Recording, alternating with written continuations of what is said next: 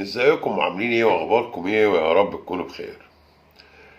الاستاذ احمد سالم المتحدث الرسمي لنادي الزمالك طلع هل طل علينا امبارح بشويه تصريحات انما ايه عنب.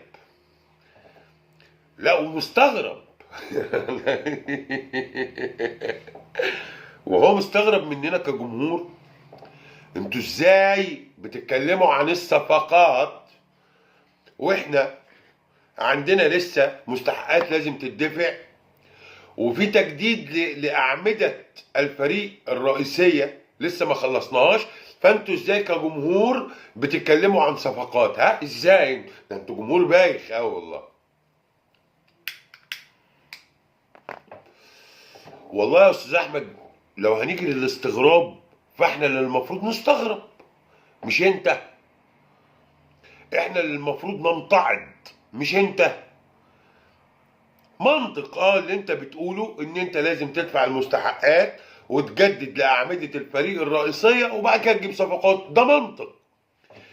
بس مش من المنطق ان انت تبقى عامل زي الطالب البليد اللي ساب السنه كلها وجاي يذاكر قبل الامتحان بيوم وعنده اعتقاد انه هيلم المنهج اللي بيتدرس طول السنه في يوم، وهو عارف ميعاد الامتحان ده من 4 5 شهور فاتوا. ما جهزش نفسه ليه؟ ما ذاكرش ليه؟ ما حضرش نفسه ليه؟ يا جدع ده انت حتى داخل من غير برشام، كنت برشم لك اي حاجه تفيدك في الامتحان اللي انت غرقان فيه في شبر ميه ده. انت اللي مستغرب من الجمهور متعجب. ده انا يا اخويا، ده احنا يا اخويا اللي متعجبين. انت من الانتقالات اللي فاتت بتاعت الصيف وانت قلت في يناير وما يناير والدنيا قشطه، ما انت عارف ان هيجي في يناير في مستحقات وفي تجديدات وفي صفقات. فجأة افتكرت كده، فجأة رتبت افكارك، فجأة افتكرت ان انت ما معكش فلوس ومحتاج قرض فهتاخده في يناير. لا يا راجل انت اللي مستغرب. ده اسمه ايه ده يا اخويا؟ اسمه ايه اللي انت بتقوله ده يا عم؟ انت جاي تبيع لي؟ ما تبيعليش عشان ما بشتريش. انت يا حبيبي اللي عامل في نفسك كده. احنا اللي نستغرب مش انتوا اللي تستغربوا. مش انتوا. انت منتعض. انت كان قدامك شهور، شهور يا باشا قبل يناير ده ما عملتش في الكلام ده كله. ما دفعتش مستحقات ليه؟ ما قعدتش مع اللعيبه، واتفقت على التجديد ليه؟ ما حددتش انت محتاج ايه كصفقات ليه؟ ما عملتش اي حاجه. انت جاي بقى يوم الامتحان وعاوز تعمل ايه؟ افلح هينصدق يا اخويا. اعمل وريني هتعمل ايه. احنا اللي مستغربينك مش انت اللي تستغربنا. احنا اللي متحملينكم مش انتوا اللي متحمليننا. انت عالم غريبه قوي. لا والله عالم غريبه جدا يعني.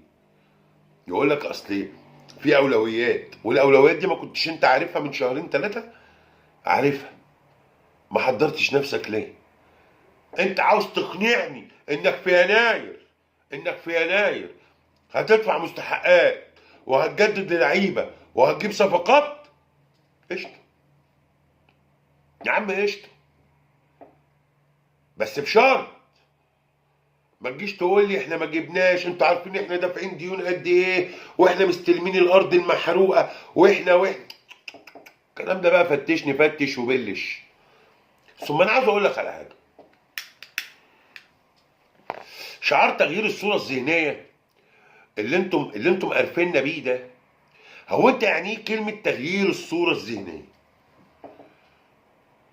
هو ليه تغيير الصوره الذهنيه عندكم مش في ان انت تبني لي فريق قوي، مش ان انت تجيب صفقات قويه، اللي انت ترجع للزمالك لمنصه تتويج ما طلعهاش من سنه 2002؟ هو ده حبيبي تغيير الصوره الذهنيه. انما انت تغيير الصوره الذهنيه عندك في ان انت ما تبانش زي مرتضى منصور. تروما مرتضى منصور اللي جايه لكم في دماغكم. احنا ما نطولش لساننا، احنا ما نقلش ادبنا، احنا انت عاوز تبين نفسك اللي انت شياكه وبدله وجرافطه مش زي التاني. ولا انت صح ولا هو كان صح. لا هو جاب لنا حق ولا انت بصمتك وشياكتك وتغيير الصوره الذهنيه بتاعتك بتجيب لنا حق. كلاكما بتضيعوا حقوق الزمالك اصلا. انت النهارده ما انت مطلع عينك مصر، انت نفسك مش عارف تحمي نفسك من واحد زي شوبير، مش عارف تحمي لعيبتك من الانتقادات اللي والسف اللي عليها فساكت. التاني ما كان بيجي يشتم كان بيركب الزمالك 100 حق ويدخل الزمالك في مشاكل هو بعيد عنها اصلا. فانت ولا انت صح يا حبيبي بالصوره الذهنيه اللي في دماغك دي، ولا هو كان صح. هو مفيش وسط،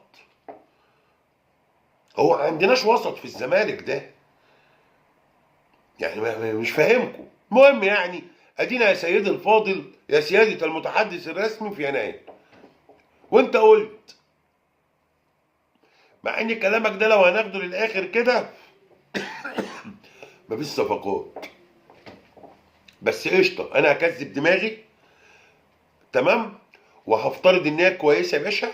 انت راجل مرتب ورقك المفروض يعني تمام، وانت داخل هتدفع مستحقات وهتجدد وهتجيب لعيبه في حوالي 20 يوم بس، وهتاخد كارد كمان. كل ده في 20 يوم باين ولا في 25 قشطه. افلح هينصرف. يا اما بص هي منطقيا ما تمشيش بس قشطه. بص الادارات اللي بيبقى ليها خطه واضحه بتبان حتى في تصريحاتها، بتبان. والادارات العشوائيه المتخبطه اللي بتعتمد في شغلها على الفوضى وملهاش ترتيب لاي حاجه بيبان برضه في تصريحاتها. المنطق يحكم.